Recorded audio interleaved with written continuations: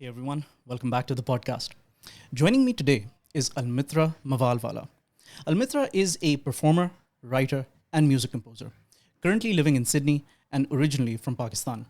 She has acted in a number of different stage productions as well as short independent films, both in Pakistan and in Australia. Her most commendable work, however, is called Blacklisted, which recently completed its second run as part of the Sydney Fringe Festival. She has drawn on her own life experiences of facing visa rejections and feeling stuck to bring this musical cabaret to life. I had the pleasure of attending her performance, and it was very refreshing to see somebody represent Pakistani art and Pakistani culture on an international level, and that too in a very, very authentic way. I found her performance absolutely amazing. It was very beautifully crafted, and it touched on some very profound ideas about home, identity, and facing life's obstacles with a smile. A tired smile, but a smile nonetheless. Almitra has written, composed, and performed every single line of this play herself, and I have to say her energy is absolutely infectious. I wanted to have a conversation with her for two reasons. Firstly, rather selfishly, I wanted to have a conversation somebody from my own hometown of Karachi, just to share the nostalgia. But secondly, and more importantly, I wanted to have a conversation because Almitra has a very fascinating backstory and she has lots to share. She and I also talk about the art scene in Sydney and the certain obstacles that new artists face or ethnic artists face when they try to enter the industry in Australia. As always, I thank you for your support. If you are new to the podcast, kindly consider subscribing. If you are already subscribed, please leave us a comment and a like. Your engagement with my videos actually helps this channel grow. Please also check out all of our short form content on all of these social media platforms. All the highlights from this conversation and from all of my past conversations are going to be up there, so kindly do check that out. But anyways, without further ado, this is my conversation with Almitra in the Gap.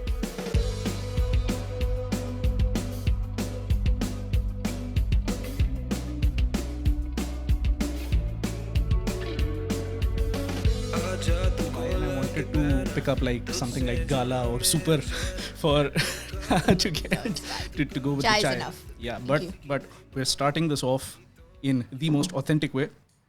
Almitra Mavalvala, thank you so much for joining us. Thank you. Thanks for Yes. having me. Yeah. I'll tell you a story, right? Yeah. So I'm somebody who's always been really interested in thespians and like the art scene and everything, even back in Pakistan. Yeah. Small world. I auditioned for Greece.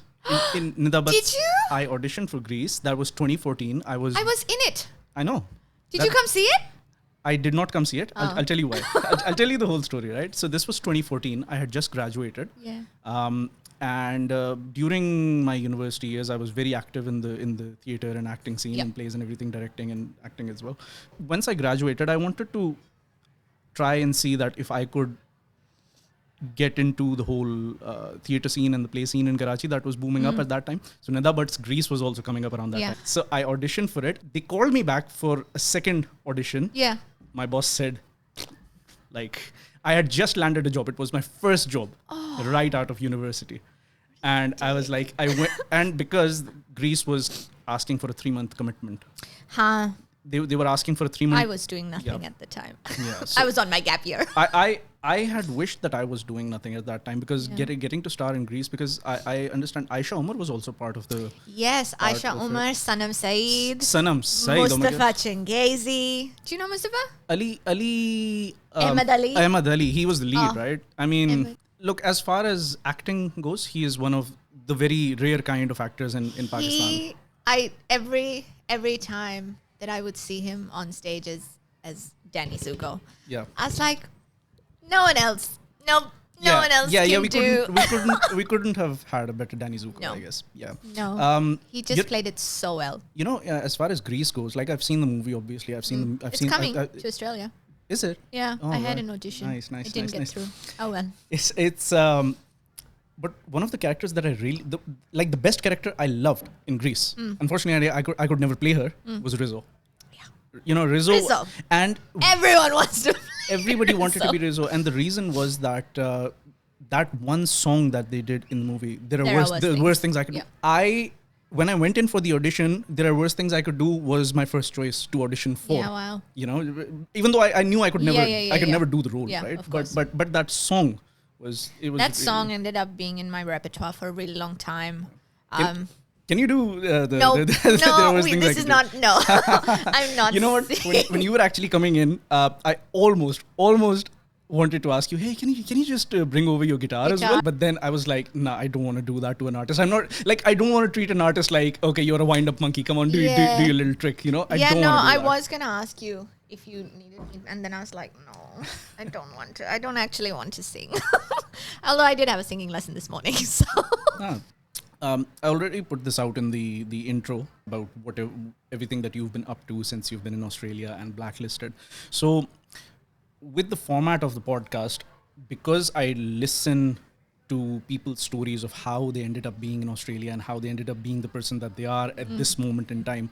For you, it's not just about a recount of that story. For you, it is the story. It is the story because that all of that that you went through, it is what fed into what Blacklisted eventually became, right? Yeah. So the story of Blacklisted cannot be explained without the story of Almitra first, right? Yeah, like it's autobiographical. And so many people actually after the show were just kind of like, they held on to the date. They were like, is that date real? And I'm like, yep, it's real.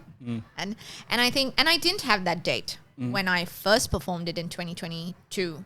Okay. Yeah, so there was a reimagined version of the show. And I didn't have an expiry date when I did it in 2022. So I think it had a lot more weight this time around. Because like for me, I went in and saw the show. And that bit that I remember the line that you said that unless my visa condition changes, I have to leave Australia on this certain date. And that hit a certain part of me because being somebody who had been through that whole process of being on a temporary visa, not knowing what the future holds in like a year's time or something, it hit really hard. Yeah. And I don't know how many of your audiences were authentically people who actually went through that same process. Yeah. But being someone who has lived through that, that was actually one of the reasons. Look, like I said, because I follow the arts and everything, right? So I tend to get posts like these or ads in my feed.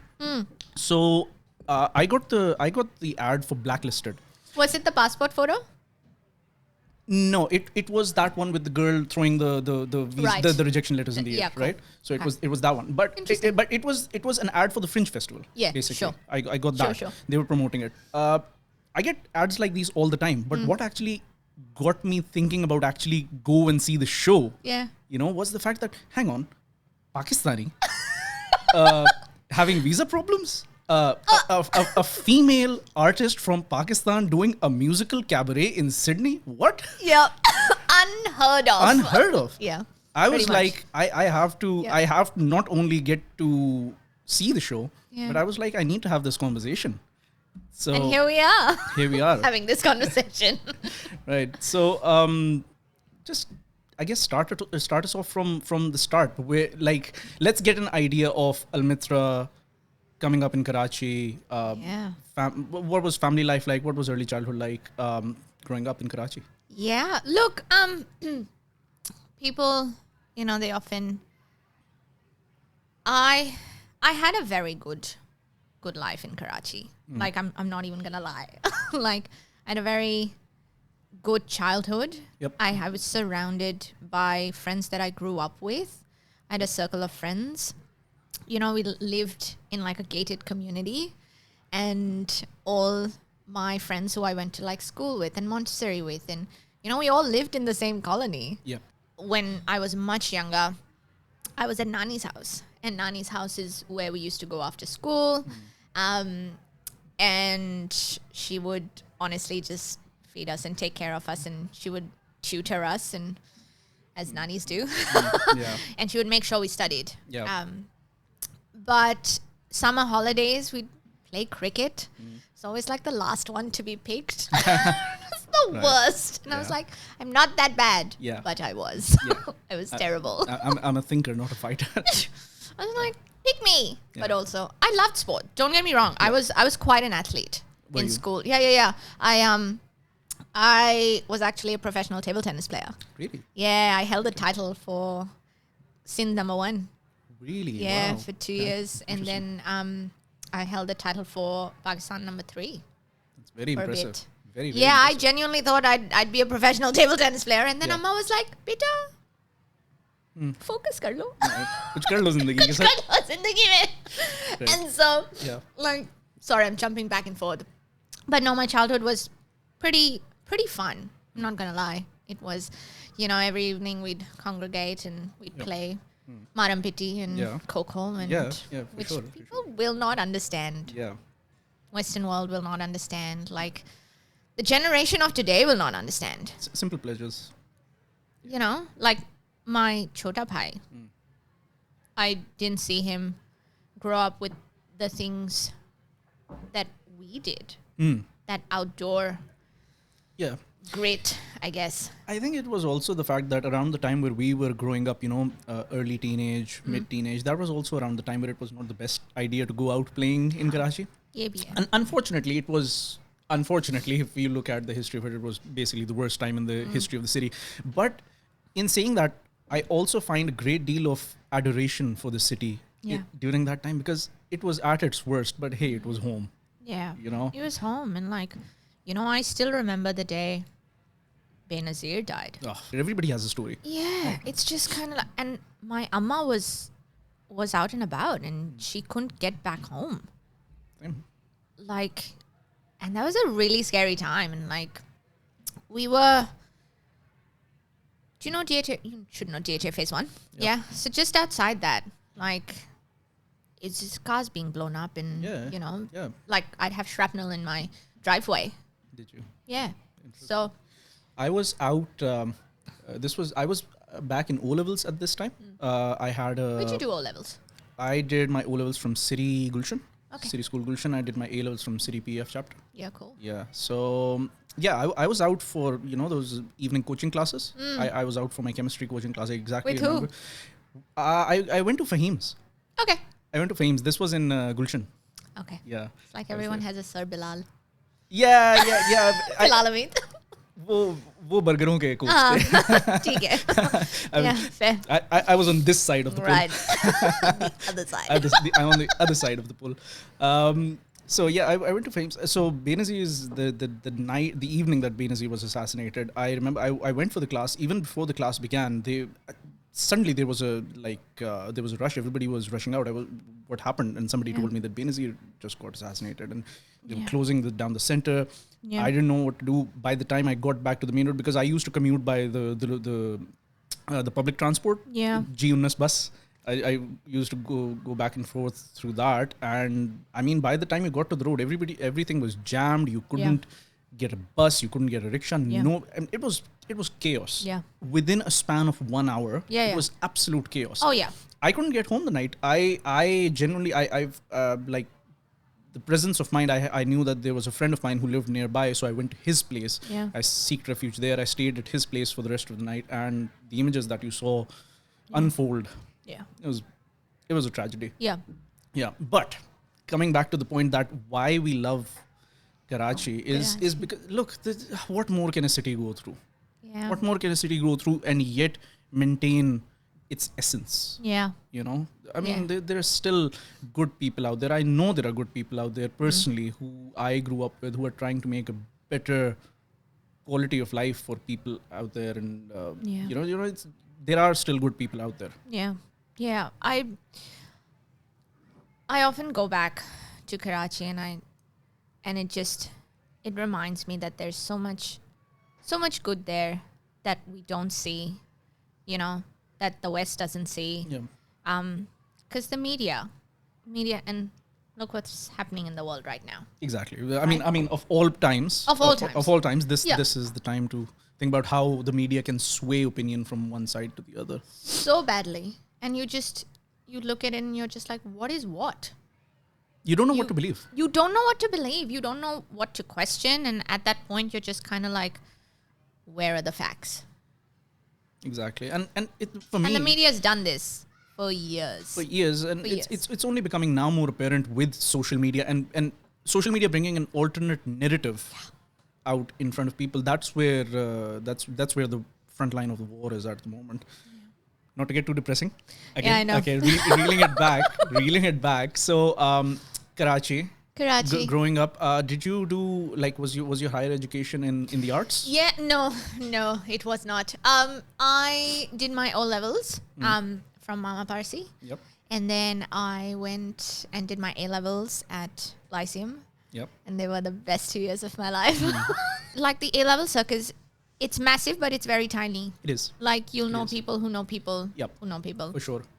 and the more you roam around in those circles, the more like you'll be like, oh my god, you're also here. And you know, if we had met up like this back in Karachi, it would have been no big deal. But to have met in I know. in Sydney, Yeah. you know, that is what holds a special place, because you find somebody who can relate. Yeah, to and I the think nostalgia. there's so much of that missing here. You know, that familiarity. Like I speak to my friends in like America and Canada and you know everywhere in the world, and they're just like, yeah, it feels like home because we have familiarity. Yeah, you don't have that in Sydney yet. Well, I have 8 months left, so I don't think Yeah. a lot is changing Yeah. in that time. Yeah. And I'll blink and it'll be gone. But A levels, the friends I made in that time, I'm still friends with them. You know, Yep. that group of friends has been there. Like we're all over the world, but you know, half of them came back, half of them went back to Karachi, and they settled there, and you know, a baka business, and you know, or wanting to just. It's a different life, and it's interesting to me where everyone is chasing the Western world, and you know, everyone is chasing this really good life that I speak of. The grass is always greener on the other side. It is. Right? It is. But then you get there and you're like, oh, actually, wait a minute. And it's not. It's not. It's not. You know, the constant struggle, the barriers, the constant barriers is what it is, right? And I can call 20 people in Karachi if anything ever went wrong, right? Pick up the phone and be like, one, family's there, Yeah, right? yep. Amma, my tire's gone flat. Yeah. Like, I'm not calling the NRMA, Yeah. right? Yeah. Medical. Let's talk about that, right? I'm terrified to fall sick here, Yep. even though I have to have private health insurance. Yeah. I'm terrified. It's not about the health insurance. I believe it's about the support network That you're too. missing. Yeah, I am. And it's just kind of like, also like, I miss having freedom of like my car. just like get in Yeah. the car and like Yeah. go somewhere and not having to wait. How come you haven't bought a car here yet? I have epilepsy, Oh, right. so I'm not allowed to drive. Oh, is that Yeah, really? They fail you in the test. No, they don't fail. I have my license. I have my full license. Yeah. It's right there. Okay. I have a full She brought license. the receipts. Yeah, I have a full license and everything, but and I had it for a really long time, and then 4 weeks ago I had a seizure, so it's suspended at the moment, which is fine. I have to be seizure free for a year before I can drive. Here, Does it get really bad? back home, there's no issue. Really? Wow. Well, no one's gonna check back home because, like, you Yeah. know, And everybody's driving like they're having a seizure anyway. this is true. You're not wrong. You're really not wrong. And but like, there's a thrill about driving in Karachi. Yep. Like, yeah, there's a thrill There's a thrill to it. There's Yeah, a thrill. if you've driven in Karachi, you can drive pretty much anywhere. anywhere in the world. Yeah. And like, I sit in the passenger seat with some of my friends here, and they're like, oh, the traffic. And I'm like, You you have have no no idea. You have no idea. You Yeah. have no idea Yeah, at least about what traffic is. Yeah, at least people follow a certain pattern over here. Back They there, have rules here. Yeah, They have speed limits. yeah. Yeah. But then again, that is what I'm talking about. That in itself, the traffic and the rashness of driving in Karachi, that's what feeds into the spirit of the city itself. That is what makes Karachi Karachi. I actually did art, business, and psychology in A levels, and I very quickly realized that I hate having restrictions to things. Like, even when you're like, you have so many guidelines. Even when you're doing art, you must follow these guidelines, and this is what they're expecting. And I'm like, fuck that. I'm like, I'm gonna do what I want to do. Yeah. And all my teachers are like, do what you want to do. I think they pretty much got really fed up of me. I was a notorious child and a student. Yep. To be fair, I was a good student. I would do my stuff. I would, submit things on time and do the work. And I was really hardworking. I was just never a test taker. Yep. It's just never a test taker. So I wasn't a very studious kid. And oh well. Were you always inclined towards the arts as a kid? Yeah, I think I was. I think I started being on stage at a very young age. I was 2 years old when I did my first Montessori little, whatever you want to call it. Yeah. And then all through O levels and like high school, I was in a play every year. Yep. I do poetry every year. And then I was 8 when I wrote my first set of lyrics. They will never see the light of day. Ever. What was the song called? I don't know. Hand on heart, tell me what that song was called. I could not tell you. I go back home. I still have the book. Yeah. I still have the book, and I think the last time I was there, I flipped through it, and I was like, "Dear Lord." But what was it? Unrequited love? At 8? No, probably like at 8. Probably something about my brother or like yeah. Maybe it was not unrequited love, but like no love from my parents. Oh wow. Because middle child. I relate. I was 8 when my younger brother was born, and I was like, oh no. Oh no. That spotlight is getting really cold. It's shrinking. Yeah, shrinking. I think, and then I just found music. At 11, I was passed down our piano from Generations. Someone was just kind of getting rid of it from my family. And they were like, do you want one? I'm like, yeah, gimme. And then I started going to lessons for piano. And I hated it. Just me living in my own bubble, really, growing up. I was like, no, I don't want to. Like you wanted to play the piano, but not in a structured way. Yeah. I hate no what's the word I'm looking for? No shock horror there that I don't like structure. I not because I'm like rebellious and I'm like, no, I don't want structure. I'm just kind of like, why? Yeah. Like I know the structure. Like I understand the structure. Yeah. I know why it needs to exist, but I'm just kind of like, but this doesn't serve me. So goodbye. Reminds me of that Robin Williams scene from Dead Poets Society when he makes the boys rip out the pages from the book. I haven't seen it. Yeah. So there's What's this. it called? Dead Poets Society. Dead Poets Society. Okay. Brilliant movie. I might go home and watch it. Yeah, brilliant movie. Like I'd say it is essential viewing for any guy who is in his early teens. Essential viewing because the whole story revolves around young men coming of age and trying to find their place in the world. Yeah, and cool. there's and it's the story is around this boarding school, which is very rigid, inflexible rules and regulations, and then in comes this new teacher, Robin Williams, right? May his soul rest in Right. peace. Right. So Robin Williams comes in and he teaches literature to these boys and poetry and stuff, and he shows them that there is more to life than just rigidity and following the rules, and in order to stand out and make your own way in life, and in order to understand and enjoy life, you need to listen to your inner feelings and your emotions, and being men. Yeah.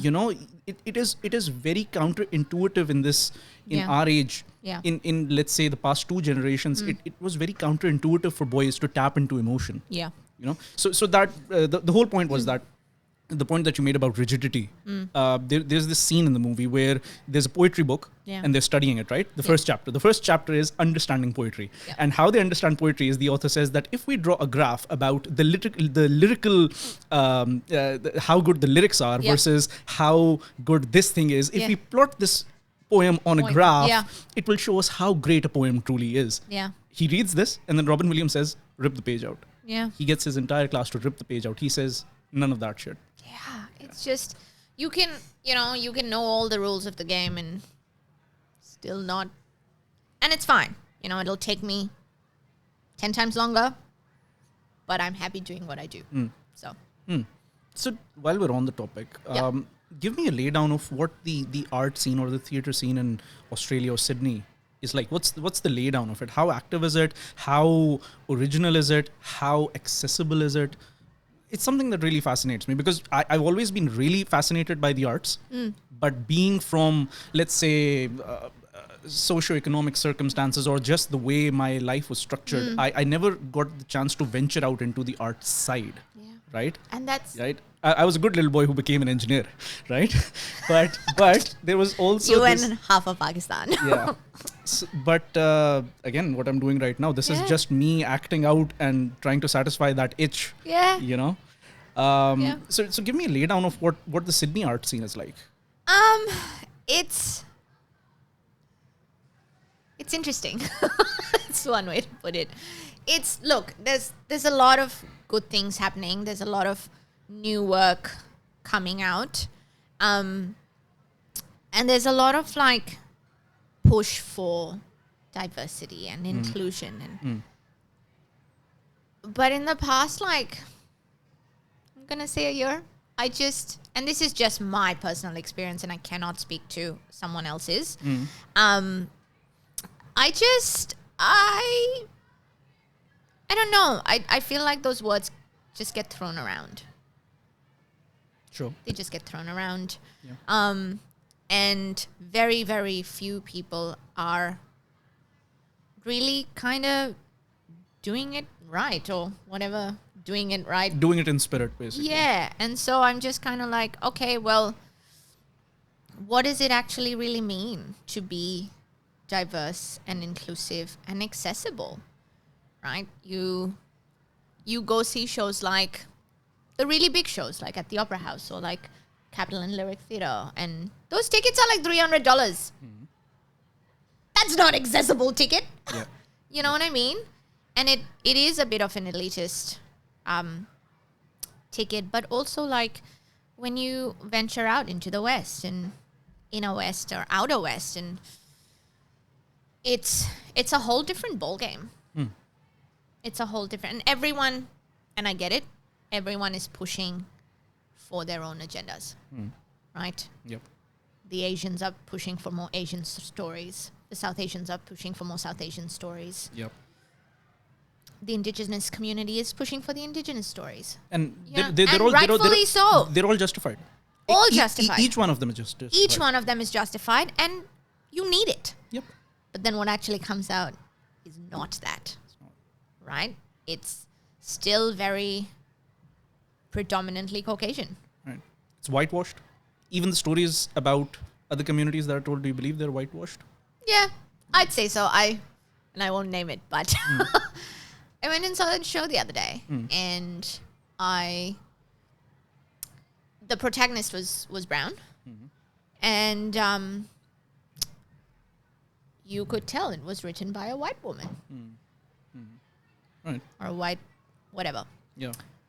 And I sat there, biased. I won't even hide my bias at this point. I'm just like, you know what? I'm brown. I can be biased. Yeah. And I was like, no. Why are these the stories that we are telling? Why are they constantly... Why is the villain always black or brown? Or Yeah. It's as simple as that. Yeah. why are we telling the stereotypical stories? What is the point? What are you trying to say? Like, why aren't we writing stories of empowerment? Why aren't we writing fun stories? Like, why could there not be like a buddy comedy or like a rom-com? I'm writing one. Yeah. but that's what I mean. Why can there not be a rom-com that stars like let's say an authentic brown couple, Yeah. or an immigrant brown couple? Yeah. You know, And it doesn't always have to be doom and gloom and trauma born and just, oh my God, the struggles, da da da da. Why can't it just be a normal like thing? they're just normal people Yeah. living their lives, right? Yeah. Whenever you talk about immigrants, right, Yeah. especially from the global south, from countries from the global south, I don't know why immigrants get thrown into the same bracket as refugees for some reason. Because Don't even get me started. they're completely different narratives, right? And I mean, what refugees go through, or people who genuinely come from countries plagued by civil war or economic hardships, Yeah. like those are those people really have it hard, and those are stories that people like you and I cannot even relate to, even though we're brown, because people don't get this. You and I are brown, but we are incredibly privileged browns. Exactly, and we fully acknowledge that privilege as well. I always acknowledge that I have so much privilege even telling these stories. Exactly. Sitting here having this conversation with you, it's privilege, and we acknowledge that privilege. And because we acknowledge that privilege, the reason why we want to have these conversations is for the sake of those people who can't have these conversations for themselves. Yeah. And coming back to the art scene of Sydney, there's a lot of gatekeeping. Yep. So much of it. Yeah. So much of it. And I'm like, why? Why? There is enough space for everyone. Okay? There is enough opportunity for everyone. If you branch out and stop casting the same 10 people in all your shows, you will discover so much talent. So much talent and so much more emotional depth in the people who can bring a different background to the acting. Yeah, and it's interesting because, we talk about our identities and our cultures being at the forefront of our writing. Yep. And I sometimes why? Why do I need to engulf my culture in whatever I write? Yep. Why can't I just write? Yeah. Why can't I just write a crime drama? Will it just not have weight? The way I write, the way I frame things, the way I frame dialogue, it will have my voice. I don't need to harp on about culture.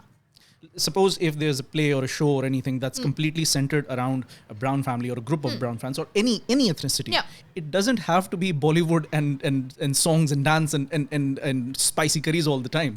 No, it doesn't, right? And you sprinkle, it's fine. You can sprinkle culture, but then it also comes down to representation, right? So it's this constant battle of I shouldn't have to put my culture in everything, but also then I'm if I don't write these stories, no one's going to write them, and then representation will not come out, and then authentic representation will not come, right? So subconsciously, I'm writing those characters, right? But also I'm writing them in ways that are not specific and broad enough to have those representations. And then there's a matter of authentic casting. It's when you write a character that is that specific, you struggle to find those people because, one, South Asians aren't actually going into the arts. I wonder why. Again. And so it's just kind of you really struggle. I'm currently writing a musical that I've been writing for 4 years, right? It's called Alia. Okay. And I've been writing it to spread awareness about epilepsy, which is personal to me. Very, very personal, yeah. Right? And it is based on my experiences. Yeah. Growing up in a brown household where it was so taboo. Yeah. And there's still so much stigma, not only in the East, but also in the West. Yeah. There's so much stigma. It's so misunderstood. And I'm a massive advocate for it, right? Yeah. Because name another show that has it. And I just think that, yes, it's an important thing to bring up. Yep. And music it doesn't take itself very seriously then. You know what I mean? You can, even Blacklisted. Yeah. There was so many moments where it hits you really hard, but then I have to find the balance in the lightness of it because that's who I am as a person, as a writer. I'm really trying to find my voice, and it's really humbling to know that people are coming up after and being please continue to write stories. Yeah, absolutely. Please continue to be a writer. And, that just kind of fuels my my writing. It's validation. It's validation. And yes, yes, I don't constantly need it. But like at those moments, you do. Of course. I mean, you put some time and effort into a piece of work. It's your labor of love. Yeah. Getting some validation for it, that people that you are trying to represent, or the story that you're trying to tell, people who have actually lived through that, coming up to you and saying, this is what we needed. Yeah. This is the representation we needed. Yeah. You're telling, I feel so seen. you know, I feel so seen. You're telling the story like it is. That's the one That's as well. That's the point. Yeah. And that's the feeling that I got. Yeah. And one thing I really loved about Blacklisted was that overall, if you look at the premise of it, it's a sad story. Yeah. The story itself is sad. It's about this woman who's going through these tribulations and not being due to circumstances that are out of her control, right? But you frame it in a way that is relatable, enjoyable, entertaining, and it has that hint of optimism Yeah. towards everything.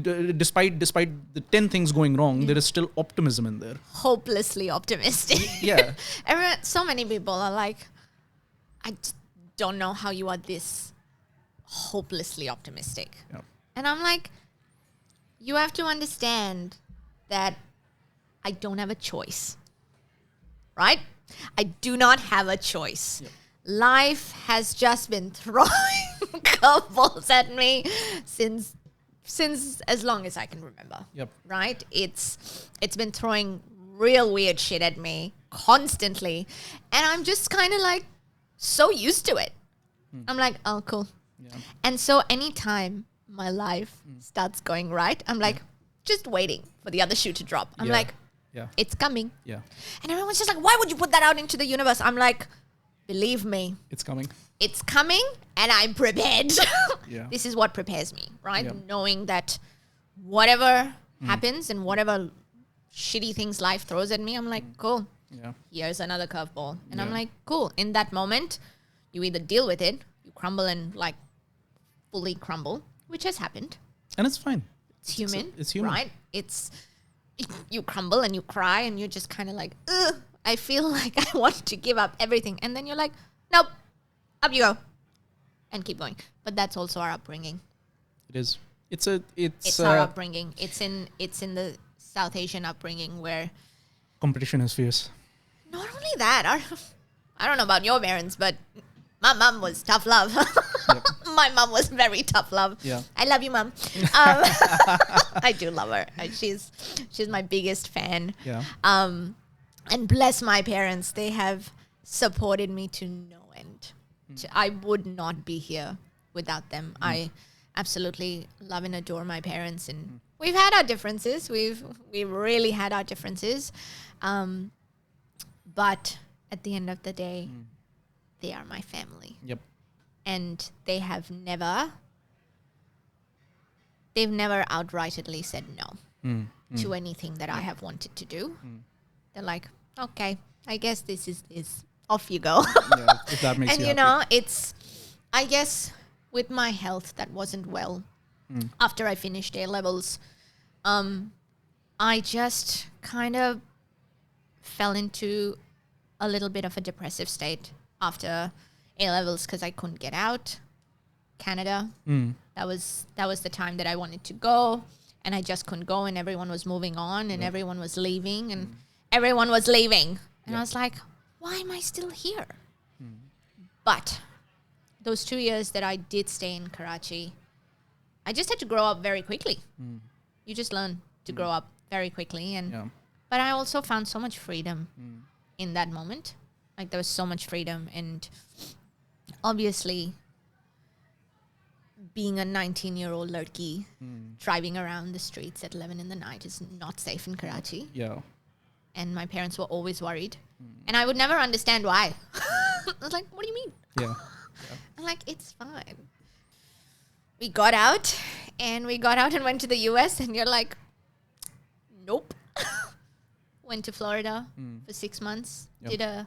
Did a diploma in special effects makeup. And then went to New York for 5 months. Yep. And I was like, no, thank you. You didn't like New York? Why not? I don't know. It's just... I mean, that's a thespian dream, isn't Oh, it? yeah, I know. But at the time, I wasn't a thespian. Okay. Right? At the time, I wasn't thinking about music. Yeah. Because to me, my whole life, music was just something I did. Okay. You didn't want to formalize it. Yeah, it was just so much joy. Until today, music is still just that to me. Music is still just that to me. When I write music, when I take time out to just write music, it is music that I want to write. Yep. And no one will ever see that. And it is just for me.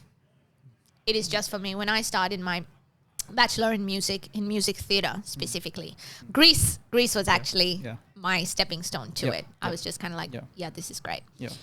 But at the time also, like, my parents were just like, music theater? No. Have a more stable job. Correct. And then I think when I was in New York and I was chatting to Amma Appa, and I was like, just give in. Like, this is what's pulling me. This is what feels right. This is just, it's time. Yeah. Okay. Right? So when I was in New York, I actually applied to the Australian Institute of Music. And they were just kind of like, yep, we have a session starting in January. And this was November 2015, right? I was in New York. And I was like, no, that's too soon. Because I was so severely homesick. Yep. Hussein, in America, I remember crying every day, calling my Amma to be like, I just want to come home. And she's like, no, you will stick it out. And I'm like, okay, I will. Yeah. But every day, every second day, I would either call my brothers and cry, and my Bara Bhai was in Canada. So he knew what it was like. He'd been out. Yeah. He'd suffered through homesickness, and that was my first time away from home. And I was like, I don't know what to do.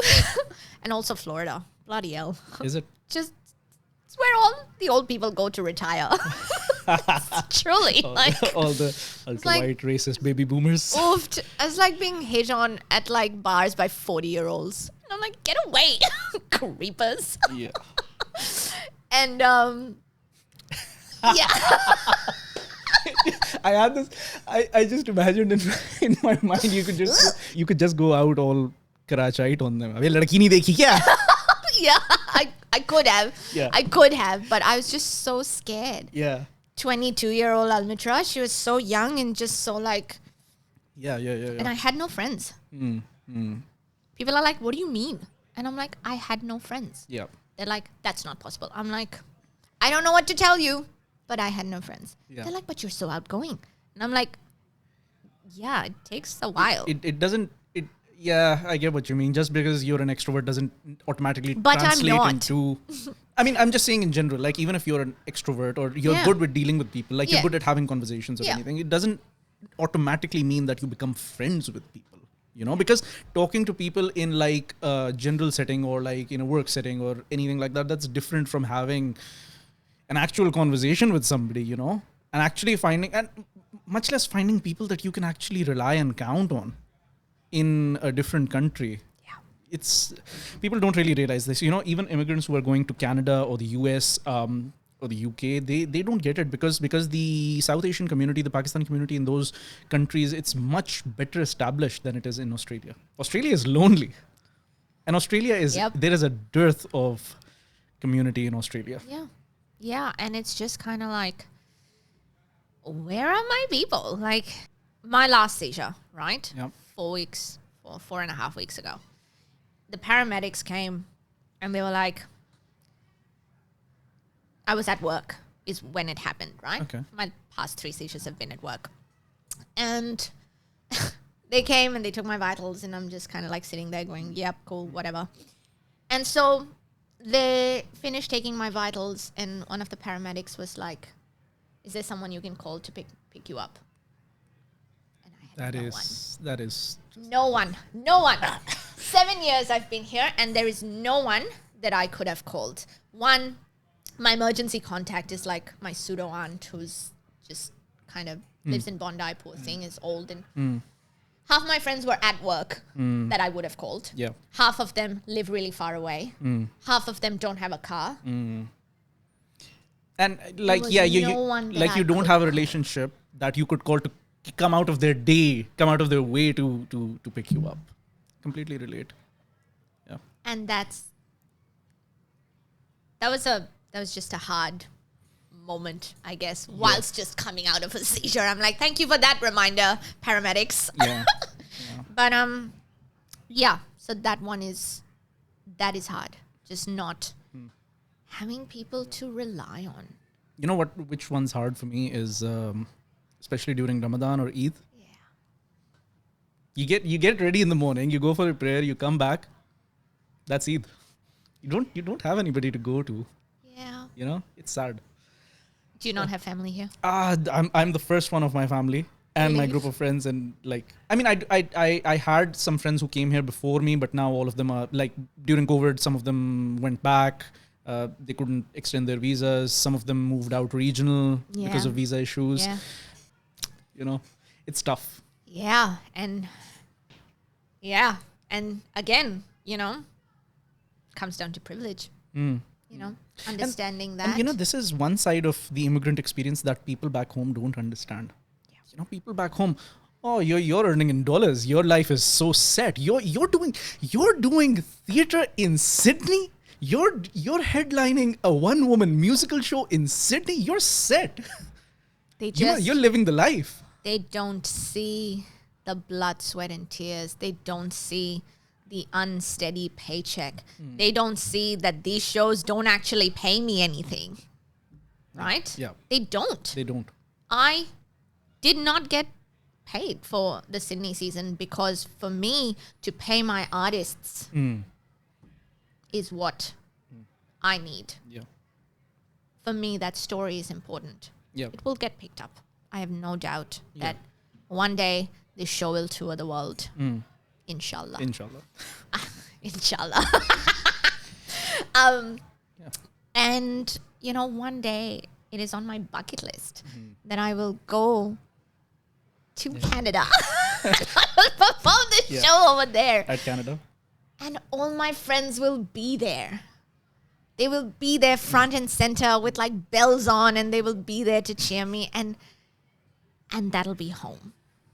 You know, that feeling. Yeah. And I cannot wait for it. Yeah. I'm just like, you know what? I'll get there. You wait. I will get there. I'm already like in talks with people to bring it to Canada. So that's good. Manifesting it. Yeah, I've been manifesting for a while. But you know, the world is my oyster right now. Hussein. Like I think that I think I've taken what I can from Australia. I think I've learnt as much as I need to right now at this point in my life. Yep. I don't think I'm growing as an artist right now. I'm just existing. I'm writing a lot, which is great. But there is no greater feeling for me than to be on stage. Be on stage, yeah. Would you say that even if you got a chance to get like a PR or a more permanent situation in Australia, would you still just want to move to Canada still? No, I take the opportunity to settle here. Look, at the end of the day, someone offered me something that would get me my PR, guaranteed, I'd stay. I'd stay. Right? I would not get a corporate job to stay. That's just not something. You won't sell your soul for it. No, I won't. Yeah. I couldn't do it. I'll bring you back to Blacklisted, right? Yeah. So obviously we've gone through the emotional side of it, like what fueled the show, right? Yeah. But then there's this whole other aspect of bringing a show to life. Sourcing it. How are you going to perform it? Writing it down, rehearsing it, getting other people on board, figuring out what it's going to look like. Yeah. All of that. That again, like that, all of that comes about once once you start getting into the business side of things, the emotion tends to fizzle out very quickly. You know, I mean, it is the driving force there, but sometimes you're just trying to put a show together. I've been there, like at university level, on a very, very small scale. I've tried to do it with a group of, ragtag group of volunteers. And I know it is one of the toughest things to do. Yeah. 100%. So it's just no funding. There's no funding. There's no support. It's just you and your adamant vision that you just want to execute. And for what? For 5 seconds of applause? And yet we keep coming back every time. Yeah, it is that. It is that. Give me my views. Give me my applause. It's not even, I can't explain the feeling I get when I step onto a stage. Yeah. Like, I don't do it for the applause. I don't. I genuinely don't. There is so much thrill. There's just so much thrill and so much like life On stage. and passion that comes in, and the adrenaline. It's just, it's like, yes. Yeah.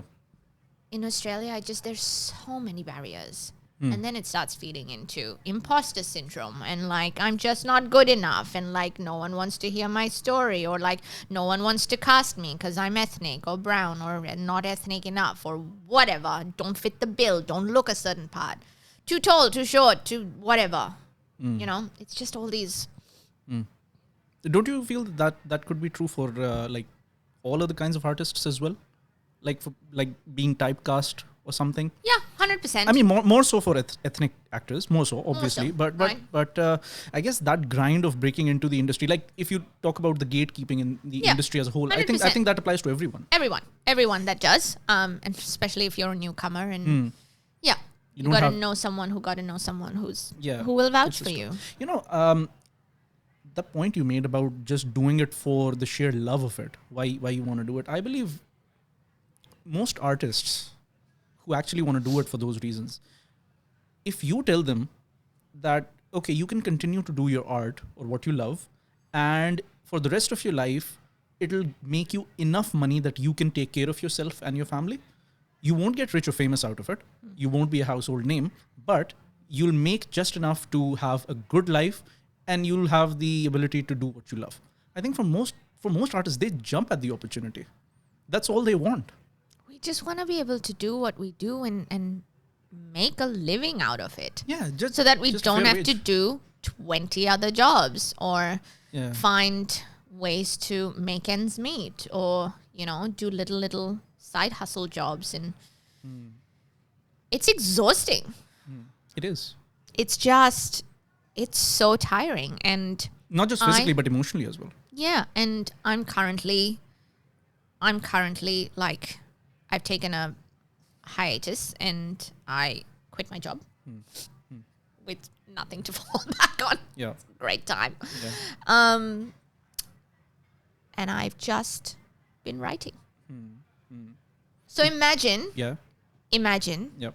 if you paid an artist a wage, what they would make in a week, or a salary they would make in a month. Imagine how much work you would get. How much work could be made if you just paid artists. So with artists, like, is there no like the minimum wage doesn't apply the same way, or like what's the case there? Why aren't artists able to make ends meet? So in the independent scene, artists often operate what we call the co-op or the profit share system. Okay. Right? So it is very much dependent on your ticket sales. Unless some producer comes in and says, cool, we will take the entire risk, or we have money to invest in this, or we'll come and say, all right, you get an honorarium of $200, $300. Yeah. For a 3-month commitment. And you will then get profit share. Yeah. And that is, we do it because our skill is so physical based. Like, we want to keep our muscles warm, and we want to keep our muscles going, and you know, we just want to keep that muscle going. Yeah. We don't want to fall into a slum. Yeah. So we keep doing it for no pay. Sure. And so we have to find other side hustles that pay the rent and bills, and then we can continue to do the things that we do.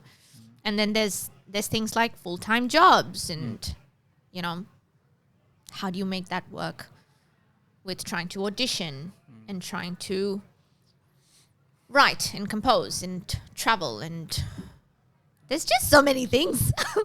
but nothing brings me more joy than when I collaborate with other artists who also know what they're doing.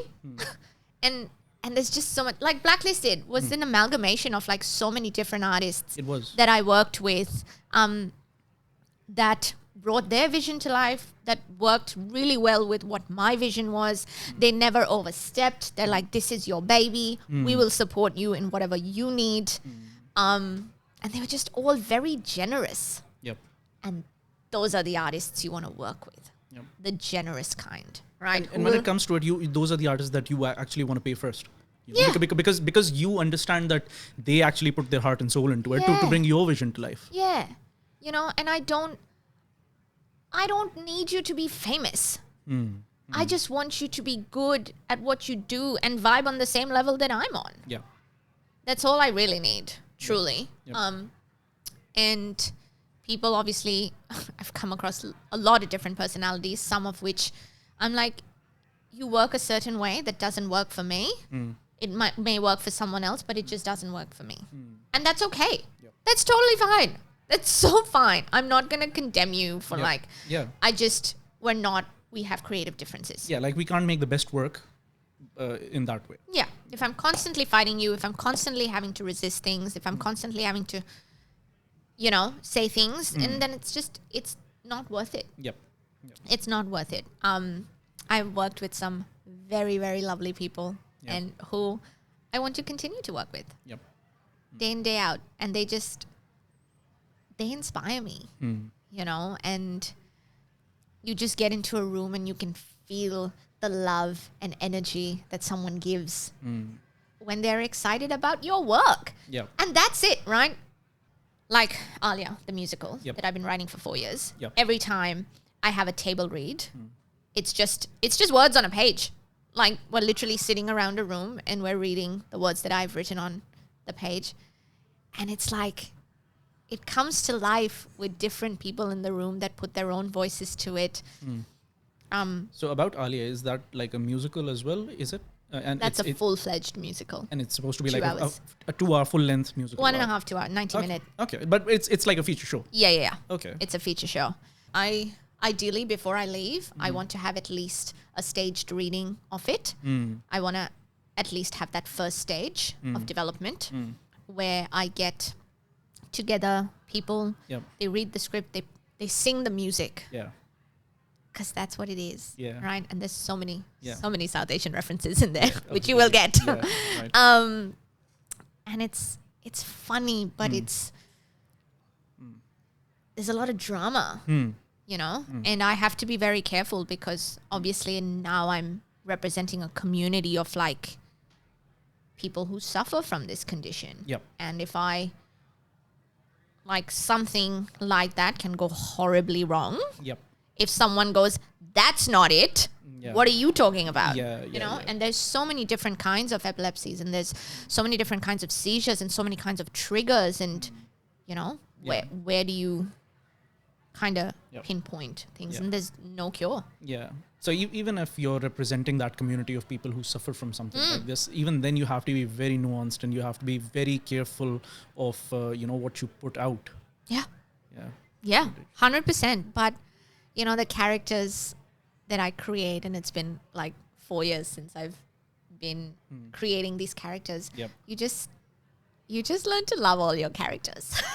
You fall in love with all your characters. You're like, oh. Yeah. And that feeling of like falling in love with your own work, it's okay. Like, yeah, of course. It's okay. And to anyone that's listening, it's okay to fall in love with your work. Yeah, obviously.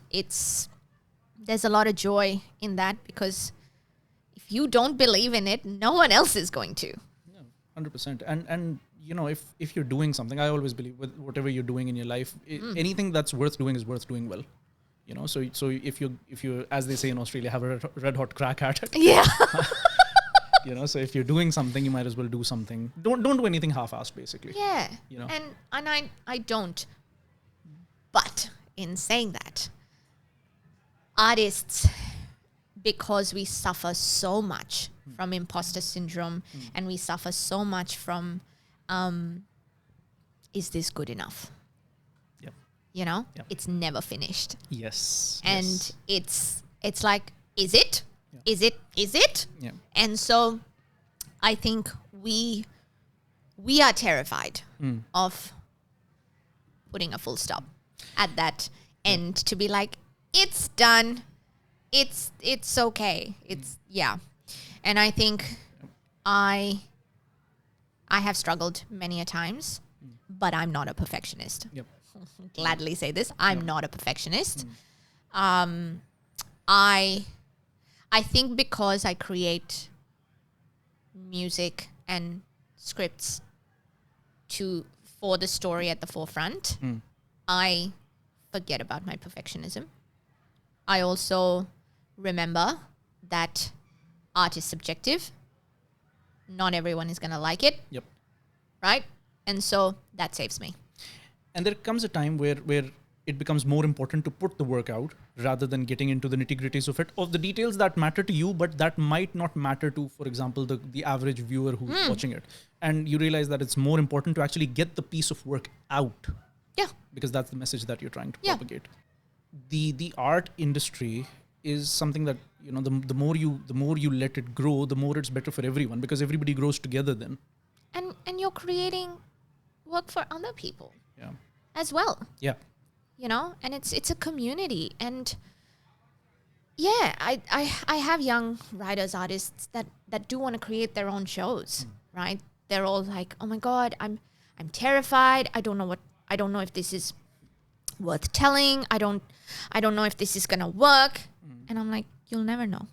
Unless you actually try. You'll never know unless you put it on, right? Yep. And I guess that is the cycle of a show as well, where, you know, you start it small. You don't just pick it up and put it on a main stage. You have developments, have stages of your show. Yeah. You know, and you know what? Sometimes you'll write something and it will bloody tank. Yeah. It will tank. That's part of the process. It's part of the process, but also recognize that it's tanked and leave it there. Don't,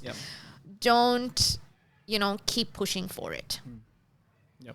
Unless someone's paying you $1 million, then do it. Then don't worry about the art. Yeah. No, don't sell your soul to corporate. Don't do it. I guess being an artist, that's one of the more bitter pills to swallow when you have to accept the fact that, okay, my idea or what I'm trying to execute maybe not that good. And it's a very hard pill to swallow, right? And it's a very humbling thing to do. Yeah. And it's not for everyone, especially artists, because artists inherently are people who are focused more on the self. Because the only way you can be an artist and express yourself is when you're focused on the self. Yeah. But to have external... Validation. What's the opposite of validation? like an external stimuli that tells you that, okay, maybe the direction that you're taking with this piece of work is not the right or the best way. I had an author on a few episodes ago, and I asked her the same question, that the author's process is also that, because you also write and she also writes, right?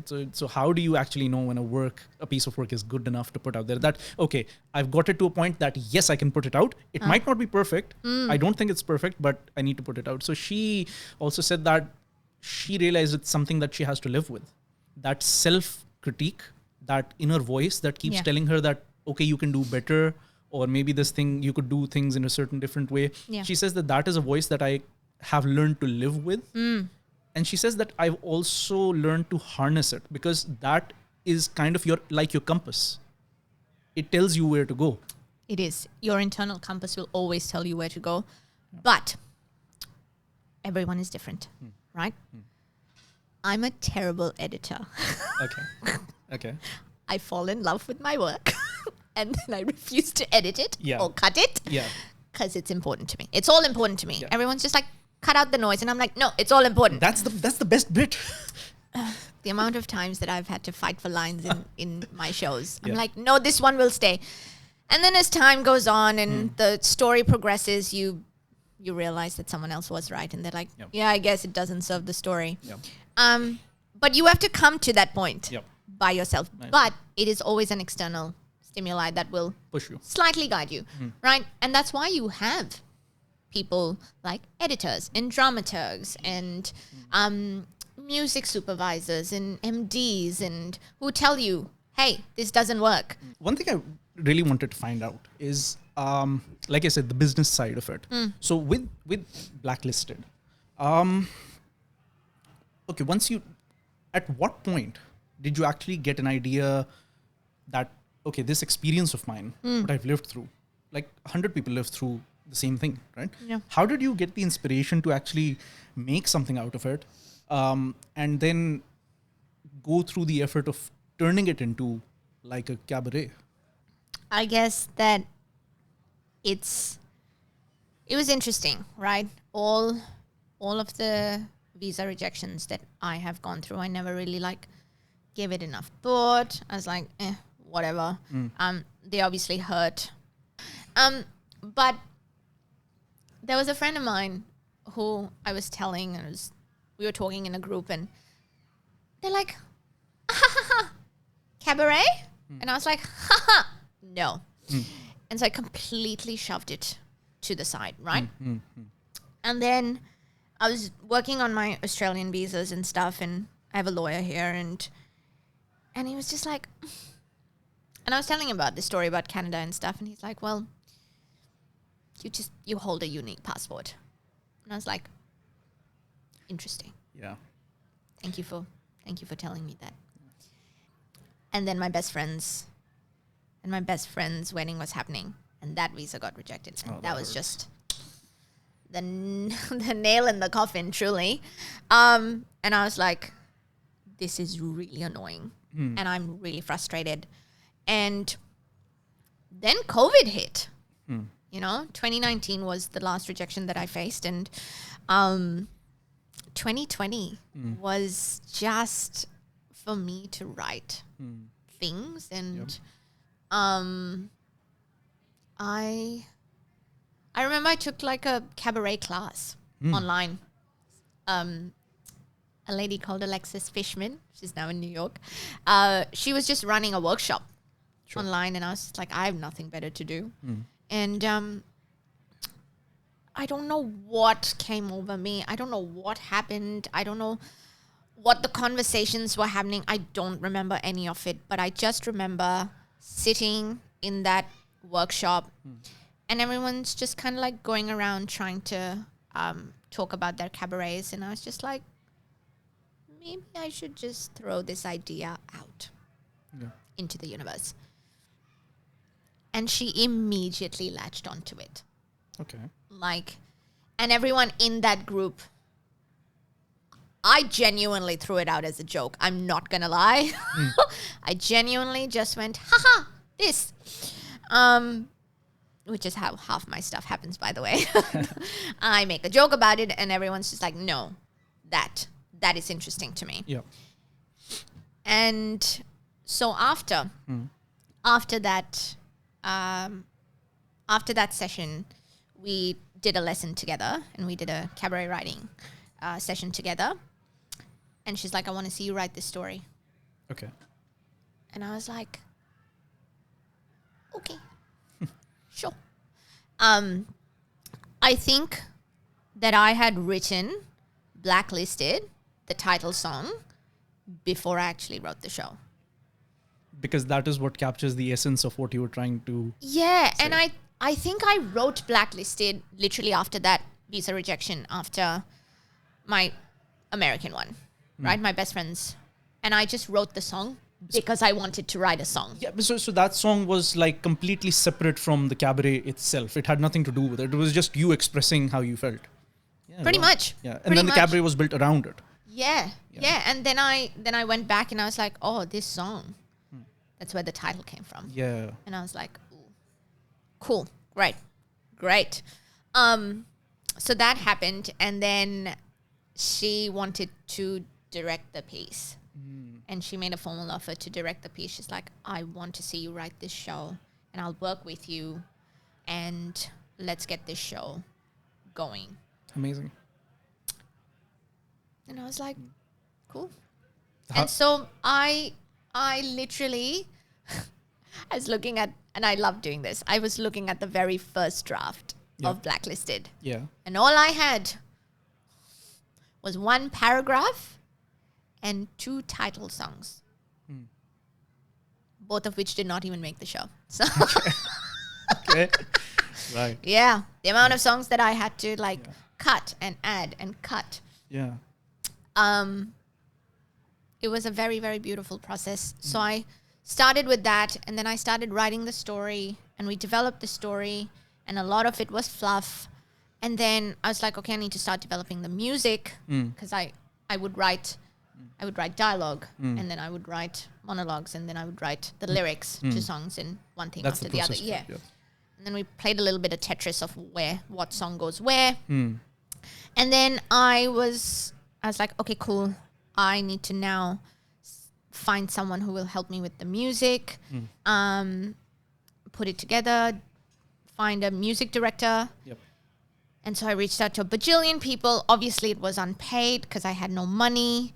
I didn't know where this show was going. I literally had nothing planned for this show, right? And I was just kind of like, okay, don't have anything. Here we are doing the thing.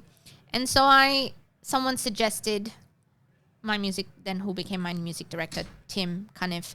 And I took a class with him, and I was like, look, I have a show. I'd love for you to MD it. I literally have 3 songs, no money, nothing to pay you for now. I don't have producers. I don't know where this show's going to go. Will you come on board?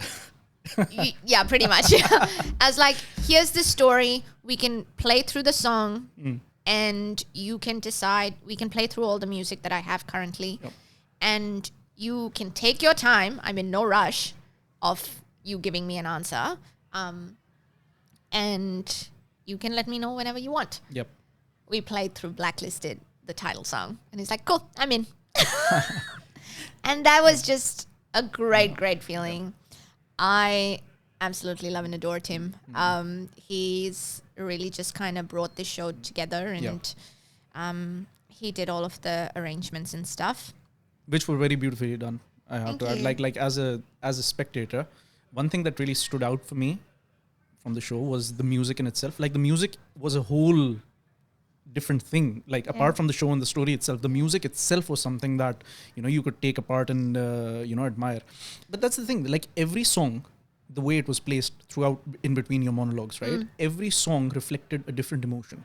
Yeah. Like one song was about, I believe, your nani's house. One song, there was a reference to your nani's house or something. Yeah. Then there was this one reference about the longing for Karachi, like home. Not the city itself, but the concept of home and wanting to go back, but not being able to go back. Big cities. Yeah, that song. And then Blacklisted itself, a song that had that rock notes in it. Yeah. Because that's what I mean. The emotions that you were trying to reflect in each song, one with an acoustic guitar, because that was mellow, that was somber, that was about home, it was warm. Then you had songs like Blacklisted that were up there, high-pitched, powerful songs, because you wanted to express your frustration and your anger to it. And then a few songs that were a little fun in between because you were the trouble child. So that like I did make a note when I saw the show. I did make a note that this is something I will say to your face that I really I understood what you were trying to do. Yeah. Yeah, and it was really, really well done. Thank you. I appreciate that. Yeah, thank you. Yeah. I will not take full credit for it because a lot of people collaborated on it with me. I actually wrote Karachi in 2016. Really? It was not for the show. Oh, wow. So what was the inspiration behind that song? In Karachi? Yeah. I was very homesick, and this was in 2016 when I had just come back from America. Okay. And I was like, this is my home. This will always be my home. Yeah. And like the line of छोड़ कर जाते हैं पर लौट कर आते हैं कभी, is a line that like really gets me every time I sing it. Because there is such guilt behind that lyric. Yep. There's so much guilt. And I felt it because I wrote it at a time where I was about to leave again. And I was like, will I return? Guilt is a very poignant emotion that you say there. That's again out of the 100 things that people. Once you're an expat, once you move out of your country, right? Like we talked about, there are 100 things that people living back there, or people who were, who are your friends back there. It's things that they can never understand. They can't understand how messy or difficult life is over here. Yep. I'm not saying life is easier over there, but it's not easier over here either, right? So that guilt that you said, it's very, for any immigrant, I'd say it's very relatable, because you're too foreign for here, but you're too foreign for home. So who are you? But it's also like you've left behind your family. You know, you've left behind Amma, Abba, and all your grandparents if they're alive, your siblings. Yep. I think that, and you hear your parents try and, like they're still living there knowing that the country is going to shit. Yeah. It's the reality, right? And they feel stuck. So you feel like you want to help them get out of that rut. And that's why you go out, right? You go out and you try and settle so that you can bring them there. And sometimes that doesn't work. And it's just sad because if you ask anybody, the first thing that they would want would be to stay back in their own country, and that would be the most ideal scenario. Yeah, to not leave your home. Yeah. To be able to stay where you grew up, the memories you have of your hometown, right? Yeah. Like I have so many great memories of Karachi, which I still hold on to very dearly. Yeah, you need to, because like that is part of the basis of your identity. Yeah, and being abroad, it's interesting how a certain kind of smell can just transport you. Yes. And it's in a moment you're just kind of like, and I'm just a very smell-oriented person as well, where agarbatti is constantly like lit in my house. Yep. Constant. Yep. I'll walk through Auburn. Yeah. I'll walk through Harris Park. Yes. The smells, the scents. Yeah. Completely relate. 100%. But it still feels so foreign. Like you'll get a whiff of home, but you're just kind of like, this is not my home. I struggle with that question as well. Like, and I honestly do not have an answer for it. Like, throughout our life, is anything going to be home again? I struggle with that question sometimes. It's what I ask people when they put me on podcasts. Someone's going to ask you. I was like, what is home to you? It was outside Blacklisted as well. Did you see it? There was a poster outside the door. Oh, yeah. What does home mean to you? Yeah. Yeah, I saw that. Yeah. So what is home to you? To me, I suppose home it's a combination of few things. First and foremost, it's your basic unit, your family, your parents, your brothers and sisters, siblings, your friends who you grew up with. Not necessarily friends that you're still friends with right now, but the friends and the people who actually formed the core memories of your childhood, right? Yeah. That's home. And then also what is home is the experiential part of it, of the smells, the sights, the lights, the routines that you followed over there. But in saying that, look, I have a 4-year-old, right? Oh. So for her, cute. So for her, yeah. If I take her to I've taken her to Pakistan, right? Okay. But for her, that's not home. No. It's not. She'll never have that relationship with Pakistan the way that I do. And it's fair. It's fair on her. Yeah. Or actually, it's unfair to expect her to have that kind of one, right? Absolutely. So what is home is, I suppose, just those experiences and those circumstances that form the core memories of who you are as a person, I ask this to everybody who comes on the podcast about, how they feel about leaving home and, it reflects in the first question I asked them about their early life, before Yeah. immigrating, and almost everyone reflects to the same things. Everybody reflects on the relationships, the experiential side. When nobody talks about whether you're coming from the most civilized of countries, such as like the first world nations, or you were coming up from like the global south. Home always relates back to the It's emotions, the people, the emotions, the food, stuff like that. But I realized that all of those things you can get, like walking through Auburn, you can get those smells and those tastes, those foods over here. It stumps me, but from what I know at this point in 2023, so far in my life, what I understand is that home is just those core memories. There is a Latin term for it. Heriath. Have you heard of that? Heriath, Hereath. Okay. I don't know. And I'll the right spelling. I'll post a picture of it over here. Okay. So the definition of that word is a longing for home that does not exist anymore. That's right. Right. Um, That is what we're going through, because Yeah. I know. did you pick up the pamphlet that was on my seat? That was on the seat? I didn't get a seat. The seats were all full when I got there. Were you on the rug? I paid for the rug. I paid for the chai. I didn't get the chai. Sorry. No, but it's not. Thank you for mine. It's I actually Free of cost.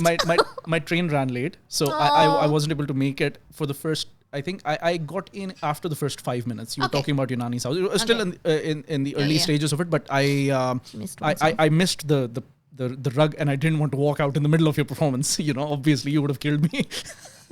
So There were people who did, so it's just kind of like, off you go, bye-bye. Nah, so I just got a seat on the side of it, but Okay. again, thoroughly enjoyed it. So what about that pamphlet? So it's basically a note from me to my audience. And I talk about, I'll bring it for you the next time I see you. Yeah. But it talks about, home. And I say that may you find home in whatever you think that is. And and I say this in my script, may you never be homesick for a home that does not exist. It's hit it on the head right there. I Because say it in we realize that you and I both know, Yep. as much as we romanticize home, as much as we romanticize Karachi, it's never going to be the same again. No. Like, because you lived through different circumstances, you've grown up a little bit more time, and life has matured you to a certain extent since you Yeah. left. The past 7 years for you, Yeah. right? Even if you go back, except for your family, there would not be much left in Karachi that would remind you of the Karachi of your childhood. Yeah, 100%. 100%. A lot of it was, and there was so many different experiences, obviously, right? Because all through A levels, half my friends had migrated by that point. And then I found a different friend circle Yep. in A levels, which was great. I loved, God, those were the 2 best years of my life. Like, Yeah. I look back and I'm like, yes, Lyceum. Yes. And all my Lyceum friends, we've all grown up. We all are like doctors, lawyers, engineers, married with kids, Yep. artist. Yeah. And we all come together and we think about Lyceum. And we talk about Lyceum like it was the best time of our lives. And not a care in the world. That's where all our music used to happen. That's where I found music, my love for music. Being part of bands, yeah. That time of turbulent as it was, best years. Like, I would wake up at 6 a.m. Just to go. ready to go. And not a studious kid. Yeah. Just a head going to class. Yeah. It wasn't about the classes anywhere. It wasn't, truly. I used to get chucked out of most for disturbing the class anyway. Yeah. But yeah, I would go there early, have Bashir Bhai's fries and chai. And then for the next 2 years after uni, I worked at Lyceum. And so I spent 4 years in Lyceum, basically. And best time of my life, the best people that I have met. They really, truly, at this point, are my sense of home. And like, just my final thought on that is that it doesn't really matter whether you're from a rich country, a poor country, which socioeconomic background you come from. Yep. You know, whether you're middle class or elitist or whatever. Your definition of home as you grow up has nothing to do with all of that. No. It doesn't. Because not. because your sense of home is always experiential. Experiential does not care for the socioeconomic status of it or what the conditions of the country were at that time. Because in all honesty, when we, like us growing up, our teenage, that has to be the worst period of Karachi's history. Yeah. It has to be, right? And we lived through it. Yeah. Anyways, so there's one bit that I always ask everybody. Actually, before I get to that, what is next for Almitra Mavalvala? What's next? I guess right now I'm just Blacklisted is touring. I'm going off to Adelaide. Nice. Yeah, we're heading to Adelaide in Feb, and amazing. If any Pakistanis are listening, please come say hello. Yeah, for sure. Any eligible bachelors, please. Yeah, that too. That too. Nah, it's too late for that. I've given up. Anybody got a PR? No, I'm just, you know what? I'm just kind of like, no, I'm not settling anymore. Yeah. That's it. I want real love. Yeah. Yeah. Hopeless romantic. What's next is it's Blacklisted touring, but also like I've submitted a new play that I've written.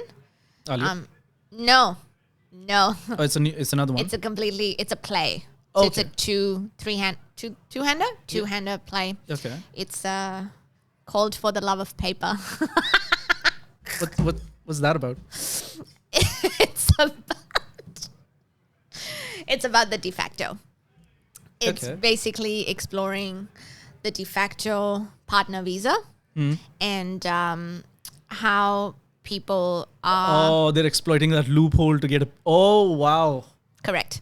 And... Love it. Absolutely love it. I love it.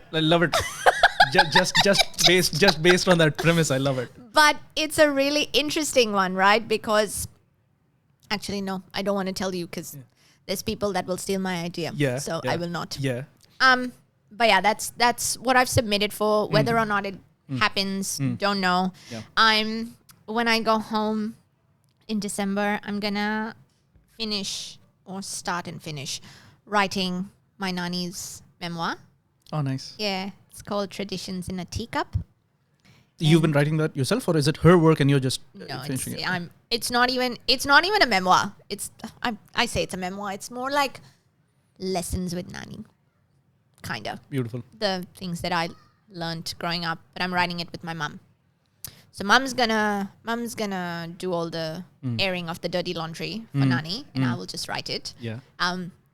But I want to go home, and I think that's something I want to do with my mum. You know, Beautiful. something. Beautiful. I think it's closure for both of us.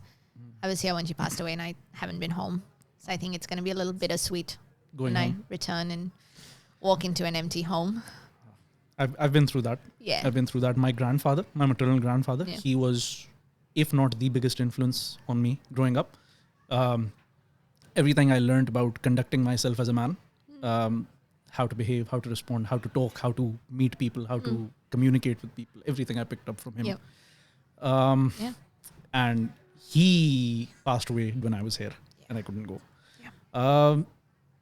It's tough going back home and, you know, they're not there. It's a feeling you can't really explain. And it's a sadness that never really goes away. It's just something that you learn to acknowledge and live with. Yeah. You know? So he wrote something similar to what you're trying to do.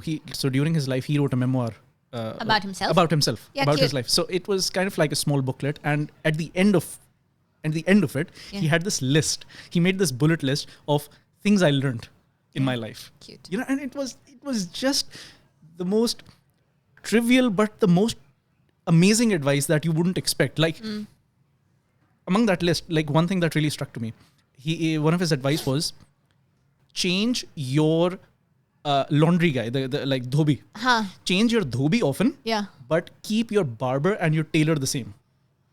Great advice. Right? Yeah. And another advice, like stuff that's really stuck with me. He said that if you ever give money away to somebody without them asking for it, never expect it back. Yeah.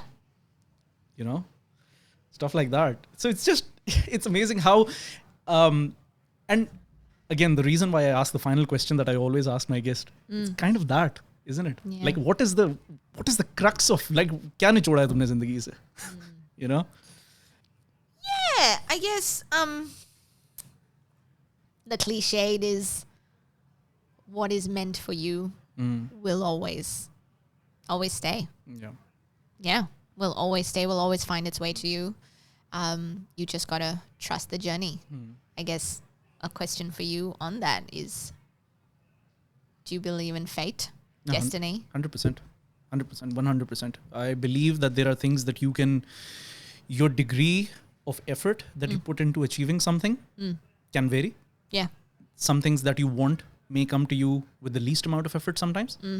And some things that you really wanted and you put everything into it would just be that much out of grasp throughout your life.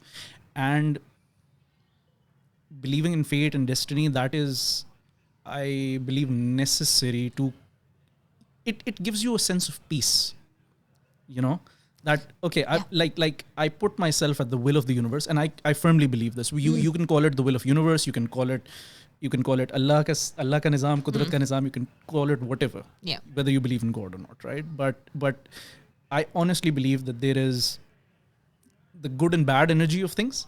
You can try and attract the good energy if you just put your effort to it. And just sometimes when it doesn't go your way, you just have to be humble enough to accept it, pick up yourself, dust yourself off, and just have another go.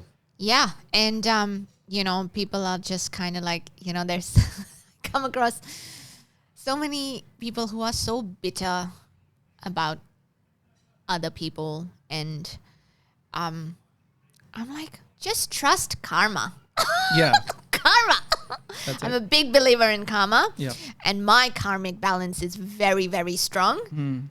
I don't need to do anything. Yeah. I just need to focus on my journey and the good that I want to do in life. Again, thank you so much for being on the Thanks, podcast. It was honestly really, really a personal treat for myself, you know, talking to somebody who can so effortlessly relate to the background. There were these two blokes that came to see the show, Pakistani, slightly older, and they were really funny. And they met me after the show, bless their heart. And he was like, one of them was like, you know, I completely relate, and you know, I feel that, and I also just got my PR after like 2 years of being here, and I'm like, what are you, an accountant? He's like, yeah. Yeah, I am. I'm like, yeah, okay, you don't speak to me. I was like, No. one like all the artists that I speak to that come to this country either keep studying stupidly and giving money to this country, or they come and they fall in love and they get their partner visa, or they go back home. Unfortunately, that's that ties into the passport and the identity thing, because you're coming from a certain country. Yeah. Unless you are from a certain skill base, such as an accountant or an engineer or a doctor, access roadblocks, like you said, Constant. you know, Constant. I mean, how do you expect diversity from South Asian artists? How do you expect diversity from artists or creatives from that part of the world if you don't allow them the access? Yeah, but also to the country. Hussein, like it's not like I'm not doing anything. You know, I'm not sitting and taking someone else's job. Yeah. It's I not am like you're literally creating Work. more stuff Yeah. for your country. That's it. Like, rain logic, not here. It's fine. Like, I am at that point where I'm just kind of like, it's time to move on. It's time to move on, time to grow as an artist, time to find new opportunities, find new adventure.